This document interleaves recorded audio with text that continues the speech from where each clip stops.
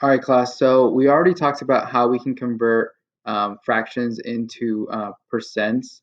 But in this case, we're going to go ahead and go over it again just so we know that it's very simple and we just have to understand what it is exactly that we're doing. So let's go ahead and read the directions here. They want us to write each fraction as a decimal and as a percent. So we're going to go ahead and do this together, and that way you guys can understand it a little bit better. Maybe some of you who are confused on some of the steps, we can go ahead and figure this out. So let's start with number 8. We have 9 over 25, and I'm going to write over here off to the side. And I want you to take out a piece of paper and do the same thing with me, just so that way you guys can see the steps and actually do them yourselves. So here I have 9 over 25. And my first step is I'm going to want to figure out the percent because that's the easiest to go from a fraction. So how do I do this? Step 1, I got to set this equal to 100, right? So there's 100, and up here I'm going to have my percentage, right? So I will have this when I'm done. But since I don't know exactly what the percentage is right now, I'm going to erase this and we're going to figure it out. So how do I get from 25 to 100? What number and what operation helps me get from here to here? So 25, if I divide it, it's going to become a smaller number, but if I multiply it, it can become a bigger number. So I'm going to multiply this by 4. And I'm actually going to show you guys in 6th grade, you're actually going to be using this symbol for multiplication. We're kind of not going to use that anymore. It starts to change and you see just a little dot like that. That means multiplication. So if I multiply 25 by 4, that's going to get me to 100. But if I do something here to the bottom to this number to get here, I have to do the same exact thing up to the top. So I'm going to multiply 9 by 4 at the top, which is 36. So I have 36 over 100. Now, because I know that 36 over 100 is the same thing as percent for every 100, I know that 36 is actually 36%. So we're done with the percentage.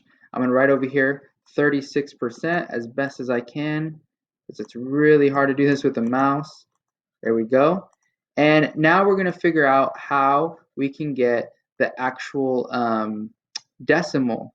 So because we have 36%, which is 36 over 100, that 100th place is what's going to help us to figure out how we move our decimal.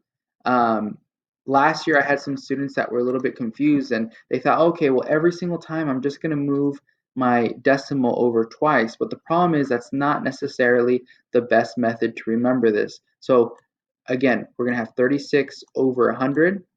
And because we have it over 100, we are going to move our 36, our decimal that's right here, and we're going to put it in so we have the hundredths place. So here we have tens place and then the hundredths place. So now we have 0.36, which is our second answer for this. Now, if I would have gone and had something like 360 over 1,000, the problem that we have with just thinking we can move the decimal over twice is when we come to an example like this.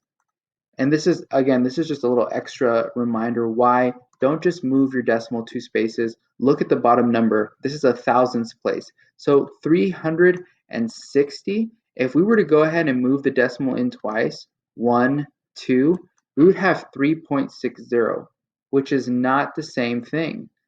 This is still 36%. Remember, this is all still 36% because we added a 0 on top and bottom. This is technically 360%,